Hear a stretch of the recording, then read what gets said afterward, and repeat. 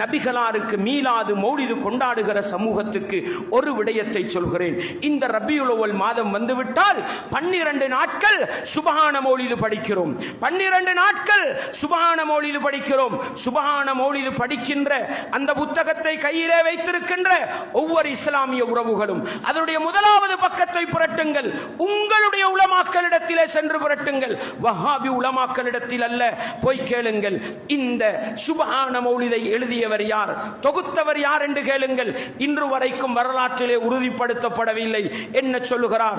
மௌலூதுன் நபி ஸல்லல்லாஹு அலைஹி வஸல்லம் லிஷைഖில் கதீப் முஹம்மதுல் முதுலி அப்படி சொல்றாங்க. இந்த சுபஹான மௌலிது புத்தகத்தை தொகுத்தவர் யார்? முஹம்மத் அல் முதுலி என்பவர் என்று சொல்லிவிட்டு வக்கீல வக்கீல இப்படி ஒரு கருத்தும் சொல்லப்பட்டிருக்கிறது. லிஹுஜ்ஜத்தில் இஸ்லாம் அபி ஹாமித் முஹம்மதுல் கஸ்ஸாலி. எங்களுக்கு தெரியும் கஸ்ஸாலி, அறிவுக்கடல் கஸ்ஸாலி என்று சொல்லுவோம். வரலாற்றில் 2 கஸ்ஸாலிகள் இருக்கிறாங்க. இவர் சூஃபித்துவத்தில் வந்த கஸ்ஸாலி. நவ்வீர் இலாஹ சமா கல்பல் இலாஹி கமான்னு நாங்கள் படிப்போம் முந்தி குருவா மதரசால. அந்த அபு ஹாமிதுல் கஸ்ஸாலி அவர் உருவாக்கியதுன்னு சொல்லப்பட்டிருக்கு. வரலாற்றில் அட்ரஸ் இல்லாத, யார் எழுதியது என்று 100% அடையாளப்படுத்தப்படாத ஒரு புத்தகம் தான் சுபஹான மௌலிது என்ற புத்தகம் என்பதை சுபஹான மௌலிது படிக்க விரும்புகின்ற ஒவ்வொரு இஸ்லாமிய உறவுகளும் புரிந்து கொண்டு நபிகளாரை உண்மையான முறையிலே நேசித்து அவர்களுடைய நேசத்தை உண்மையான முறையில் தெளிவு வெளிப்படுத்தி உண்மையான நபிகளாரை நேசிக்கின்ற முஸ்லிம்கள் என்ற அடிப்படையில் இந்த உலகத்திலே வாழ்ந்து அதே நேசத்தோடு இந்த உலகத்தில் இருந்து மரணித்து மறுமையிலே சுவனப்பாக்கியத்தை பெற நானும் நீங்களும் முயற்சி செய்வோம். வல்லவன் ரஹ்மான் எனக்கும் உங்களுக்கும் எல்லா ஈமானிய உறவுகளுக்கும் அந்த பாக்கியத்தை தந்தருள வேண்டும். வ ஆகிரு தஅவானா அனில் ஹம்துலில்லாஹி ரப்பில் ஆலமீன்.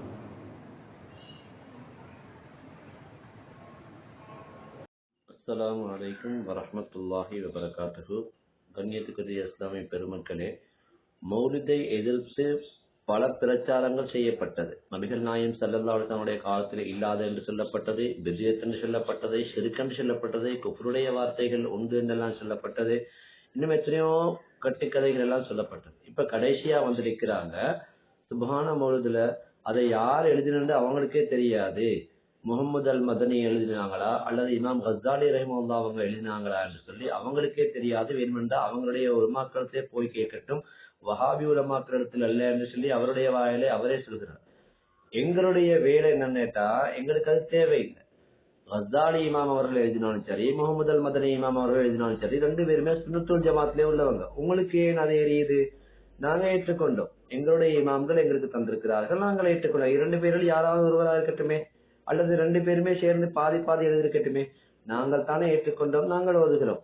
ஒருவேளை அந்த 2 பேர்ல இவர்தான் என்று ஒரு இமாமை உறுதியாக்கப்பட்டால், அந்த இமாம் இவர்தான் எழுதினாங்க சொல்லி உறுதியாக்கப்பட்டால் நீங்க ஓதுவீங்களா? ஓத போறது இல்லையே. பிறகு அந்த கேள்வியை நீங்க கேட்கறீங்க.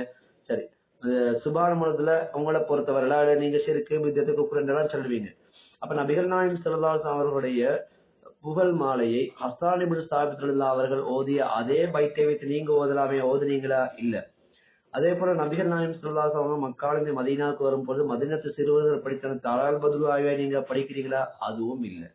அல்லது ஹந்தக் யுத்தத்திலே சஹாபாக்கள் அந்த வேலையுடைய கலைப்பு தெரியாமல் இருப்பதற்காக அவர்கள் ஒரு பாடல் படித்தார்கள். அது புகாரிலே வருகிறது. நஹ்னுல்லதீன பயஉ முஹம்மதா அலல் ஜிஹாதி மபகீனா அபதா. இதையாவது படிச்சிருக்கணுமே, படிச்சீங்களா? அதுவும் இல்லை. ஆக ஒரு மொத்தத்துல என்ன, நபிகள் நாயகம் ஸல்லல்லாஹு அலைஹி வஸல்லம் அவர்களை புகழ்ந்து பாடக்கூடாது என்பதுதான் உங்களுடைய நோக்கம். சரி, இப்ப அந்த 2 இமாம்கள்ல யாரு சுப்ஹான மௌலிது எழுதினாலும் நாங்க ஓதுவோம். நாங்க அதை பத்தி பெருசா கவலைப்படவில்லை. எங்களுடைய இமாம்கள் எழுதினாங்க, அதுல 2 பேர் சேர்ந்து எழுதினா என்ன, அல்லது அந்த 2 பேர்ல யாராவது ஒரு ஆள் எழுதினா என்ன, அல்லது 10 பேர் சேர்ந்து எழுதினாலும் பரவாயில்லை. பித்ரியா ஷரீஃப் எடுத்துக்கொண்டா கூட சதகத்துல்லாஹி அப்பா நாயம் அவர்களும் எழுதுறதுக்கு முன்னால இன்னொரு இமாம் அவர்கள் எழுதினாங்க. அப்ப அதுக்கு பின்னால சதகத்துல்லா நாயம் ரலியல்லாஹு தஆலா அவர்கள் சேர்ந்து எழுதிதான் அது 5 வரியா வந்தது. அதுவும் நபிகள் நாயகம் ஸல்லல்லாஹு அலைஹி வஸல்லம் புகழ் பாடல் தான். அதையும் நாங்க ஓதுகிறோம். எப்படி இருந்தாலும் உங்களுக்கு இந்த இமாம் தான் எழுதினாங்கன்னு சொன்னாலும் நீங்க ஓத போறதும் இல்லை. அப்ப உங்களுடைய நோக்கம் என்ன? வஹாபிசத்துடைய நோக்கம் என்ன? நபிப்புகளை அழிக்க வேண்டும் அப்படி என்பதுதான் அவங்களுடைய நோக்கம். இன்னும் பல காரணங்கள் சொல்லுவாங்க. இவங்க ரபீல் அவ்வல்ல மட்டும்தான் 12 நாளை கோதிட்டு ஒரு நாளை மீலாது விழாவா கொண்டாடுறார்கள். ரபீல் அவ்வல் நபிகள் நாயகம் ஸல்லல்லாஹு அலைஹி வஸல்லம் அவர்கள் பிறந்த மாதம் என்பதனால் நாங்கள் அதுல விசேஷமாக மௌலித் ஓதுகிறோம். ரபீல் அவ்வல்ல நபிகள் நாயகம் ஸல்லல்லாஹு அலைஹி வஸல்லம் பிறந்த நாள் வருவதனால் அந்த நாள்ல பிறந்த நாள் கொள்வோம். ஒவ்வொரு நாளும் எல்லாருக்கும் பிறந்த நாள் கொண்டாட முடியுமா? ஒரு மனிதனுடைய பிறந்த நாள் என்று ஒன்று இருக்கிறதா இல்லையா? அந்த நாள்ல தான் பிறந்த நாள் கொண்டாட முடியும். எல்லா நாளும் பிறந்த நாள் சொல்லிக் கொண்டிருக்க முடியுமா? இப்போ சொல்லுவாங்க நபிகள் நாயகம் ஸல்லல்லாஹு அலைஹி வஸல்லம் அவங்க மீது அளவு கடந்த நேசம் வைத்தவர்கள் சொன்னா எல்லா நாளும் கொண்டாட வேண்டியதானே சொல்லி, நாங்க நபிகள் நாயகம் ஸல்லல்லாஹு அலைஹி வஸல்லம் உம்மத்துமார்களாக இந்த உலகத்துல பிறந்ததே எங்களுக்கு ஒரு கொண்டாட்டம் தான். அதே ஒரு சந்தோஷம் தான். ஏன்னா வேற எந்த நபிமாருடைய சமூகத்துக்கு நாங்க உம்மத்துமார்களா நாங்க பிறந்திருந்தாலும் ரசூல் ஸல்லல்லாஹு அலைஹி வஸல்லம் உம்மத்துமார்களா பிறக்கக்கூடிய இந்த வாய்ப்பு, இந்த ரஹ்மத்து, இந்த நிஅமத் எல்லாம் அந்த நபிமாருடைய சமுதாயத்துல கிடையாது.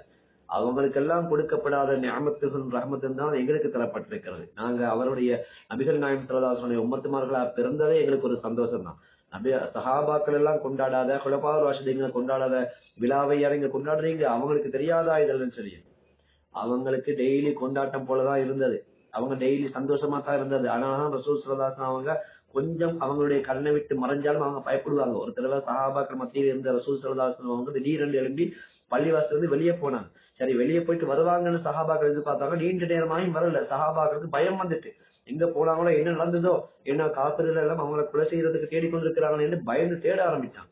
அப்படி தேடி யாருமே வெளியில போய் தேடுகின்ற பொழுதுதான் ஒரு சஹாபியுடைய தோட்டத்தை ரசூல் ஸல்லல்லாஹு அலைஹி வஸல்லம் ஓய்வு எடுத்துக் கொண்டிருந்ததை பார்த்துட்டா நிம்மதி பெருமூச்சு விட்டாங்க. அப்போ ஒரு நிமிஷம் கண்ணை விட்டு மறைஞ்சாலே நபிகள் நாயகம் ஸல்லல்லாஹு அலைஹி வஸல்லம் அவங்கள வச்சு அவங்க ரொம்ப கவலைப்படுவாங்க. அப்போ நபிகள் நாயகம் ஸல்லல்லாஹு அலைஹி வஸல்லம் உம்மத்துமார்களாகிய நாங்க பிறந்திருக்கோம், எங்களை கண்ணுக்கு இன்னும் அவங்க தெரியல.